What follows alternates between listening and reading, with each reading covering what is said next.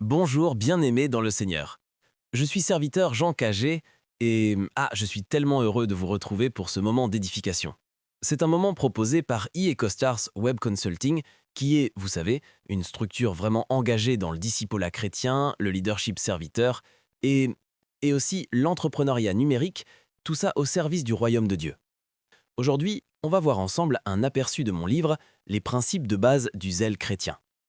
Alors, le zèle chrétien, ce n'est pas juste une émotion passagère, non, c'est c'est une flamme qu'on entretient par la discipline spirituelle, par l'amour de Dieu et bien sûr par l'engagement de tous les jours.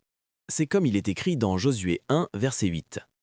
Que ce livre de la loi ne s'éloigne point de ta bouche, car c'est alors que tu auras du succès dans tes entreprises.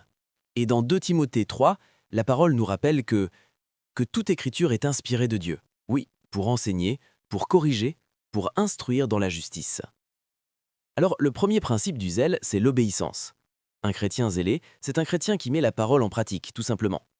Dans Jean 14, 15, Jésus dit « Si vous m'aimez, gardez mes commandements ». L'obéissance, c'est ça qui ouvre la porte aux bénédictions. On le voit dans Deutéronome 28. Le zèle authentique, eh bien, il se manifeste par une vie qui est alignée avec la volonté de Dieu. Le deuxième principe, c'est la lecture et la méditation de la parole. Un croyant zélé, c'est un amoureux de la parole.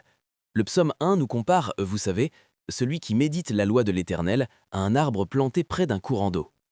La méditation, ça transforme notre esprit, ça fortifie la foi, et ça donne une vraie stabilité spirituelle. Un peu comme les Béréens dans Actes 17, 11, on doit examiner chaque jour les Écritures.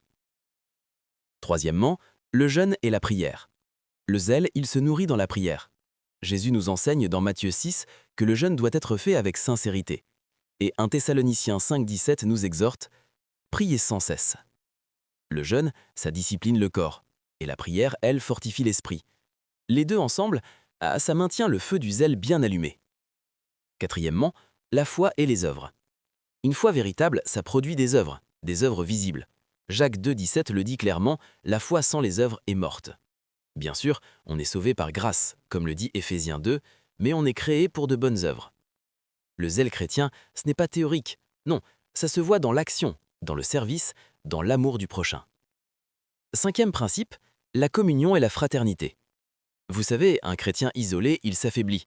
Dans Acte 2, on voit que l'Église primitive persévérait dans la communion fraternelle. C'est la fraternité qui encourage, qui restaure, qui fortifie.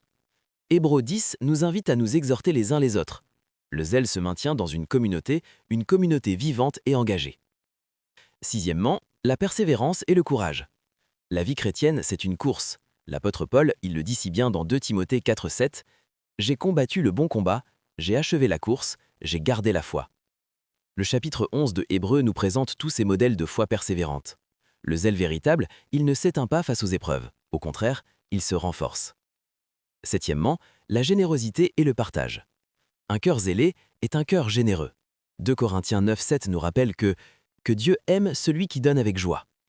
La générosité, c'est vraiment une preuve de maturité spirituelle.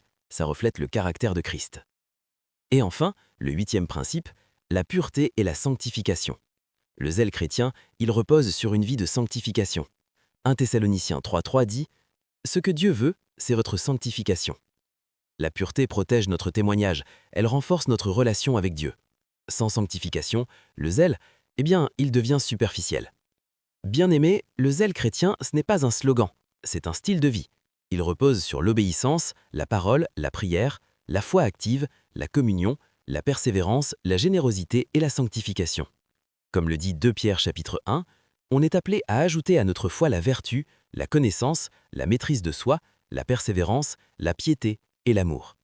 Alors je vous invite à faire de ces principes une réalité quotidienne. Je suis serviteur Jean Cagé, auteur du livre Les principes de base du zèle chrétien, et je vous remercie de suivre les enseignements proposés par eCostars Web Consulting. Que le Seigneur rallume en vous le feu du zèle pour sa gloire. À très bientôt pour un prochain temps d'édification. Soyez bénis.